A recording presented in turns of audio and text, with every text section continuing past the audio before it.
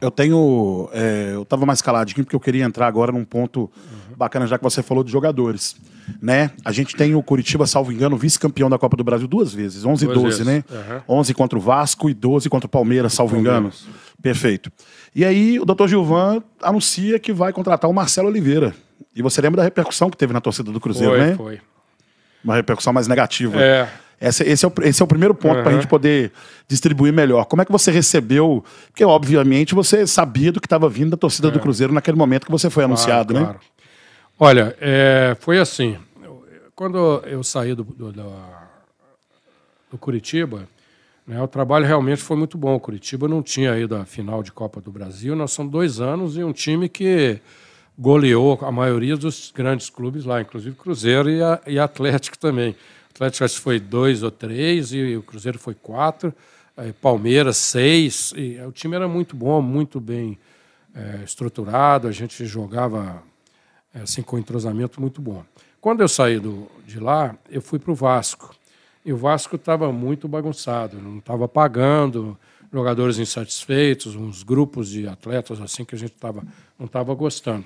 Eu tinha a oportunidade de ir para outros clubes, quando o Cruzeiro me chamou. O Alexandre foi lá conversar comigo e eu tinha a oportunidade, naquele momento, pelo trabalho do Curitiba, por não estar satisfeito no Vasco, de ir para qualquer outro grande clube do Brasil, assim como o Cruzeiro. E eu não esperava essa reação, só que o que aconteceu foi uma coincidência muito grande. O Cruzeiro tinha perdido para o Santos naquela semana, vinha muito mal, perdeu acho que de 4, a torcida gritou olé, aplaudiu o Neymar. Então, quando a torcida estava muito chateada e anuncia o nome de um técnico que tem uma história no clube rival, aí despertou aquilo ali. E eu confesso que em algum momento eu não estava ouvindo rádio nem televisão, não estava nada. Eu estava voltado para trabalhar no Cruzeiro, né? Só que um dia eu liguei, mas estava uma confusão. O cara falou, o torcedor falando, Marcelo, não, o presidente, um comentarista falou, o presidente está desafiando a torcida. Aí o outro falou, o Cruzeiro está apequenando, um outro comentarista também falando. Eu falei, pô, eu não preciso passar por isso também, né? De repente eu vou gerar uma confusão até para minha família, um perigo para minha família. Mas eu cheguei na casa do meu sogro e comentei, eu acho que eu não vou ficar, eu vou... Pô, mas ele me deu uma bronca, cara. Assim, meu sogro é mais experiente, assim, ele não gosta nem tanto de futebol, mas ele, não, você não pode fazer isso, você não pode se acovardar por causa disso, você não está sendo julgado pelo seu trabalho, não. Pensa nisso, você está sendo julgado por causa de rivalidade. Você tem que pensar que você vai para um grande clube, tem uma estrutura forte, vocês vão contratar, então... Aí, aquilo me deu uma nova força, então tá. E desculpa interromper, qual é o nome do seu sogro? Meu sogro é o José Silvio Rocha.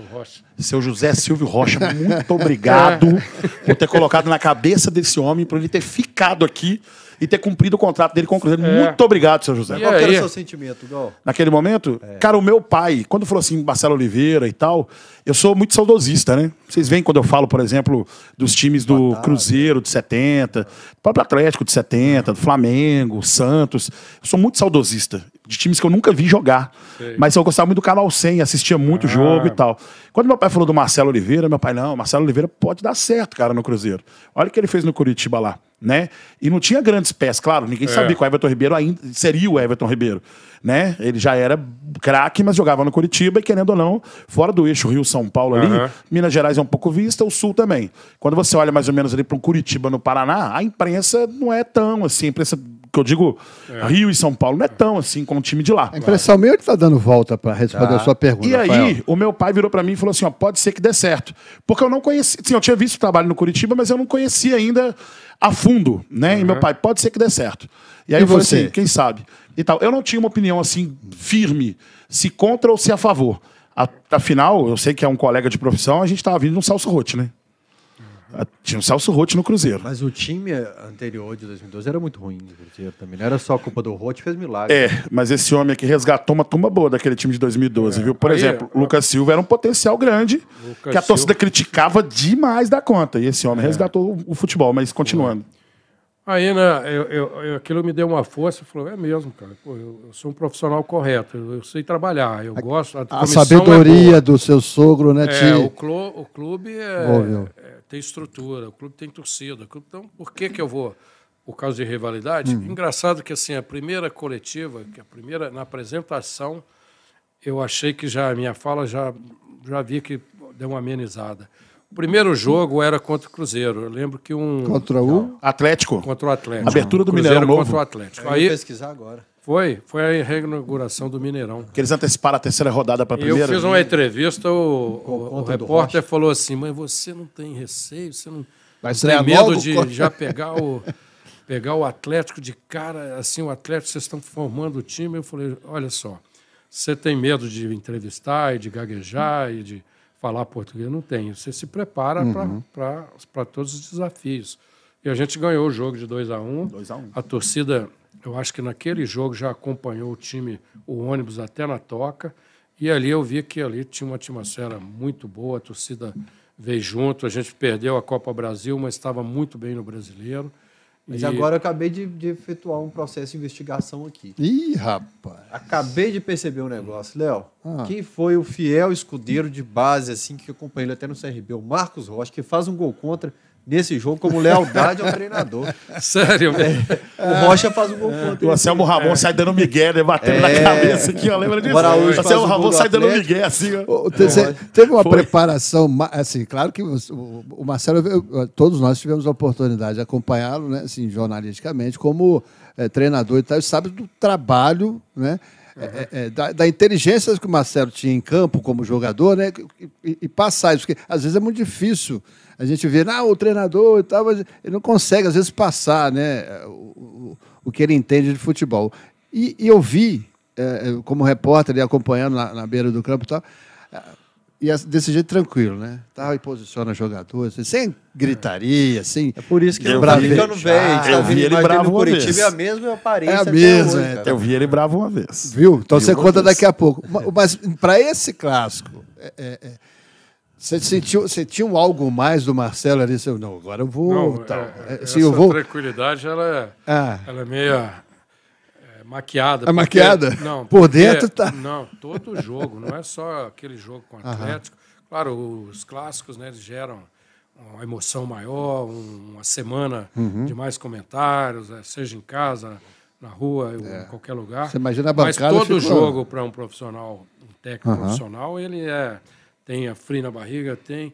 E o que pode amenizar isso é o trabalho da semana, é o trabalho que você faz, né? Porque aí gera confiança, você vai para o jogo muito mais confiante, mais sabedor daquilo que você pode fazer, mas o futebol, eu vi um jogo agora, acho que São Paulo e Goiás.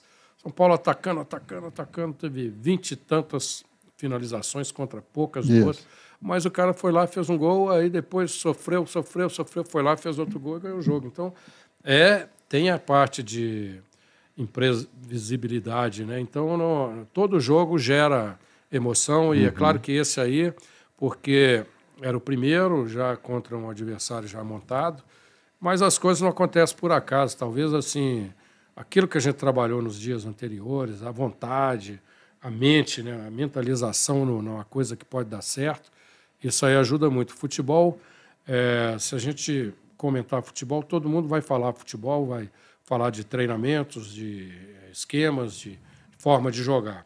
Mas tem uma coisa que é a gestão de pessoas no dia a dia, a gestão de atletas, e você ter o poder de passar um poder de equipe, né, de união e de acreditar no trabalho, acreditar na proposta.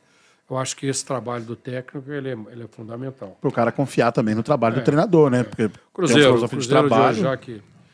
o Cruzeiro de hoje, outro dia eu fiz uma entrevista relacionada a isso.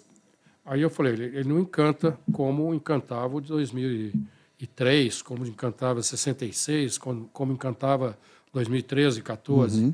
Mas ele encanta pela organização, pela intensidade. A gente vê, depois do jogo, o jogador já sai falando para a câmera, vamos chegar, só mais um passo, não sei o quê.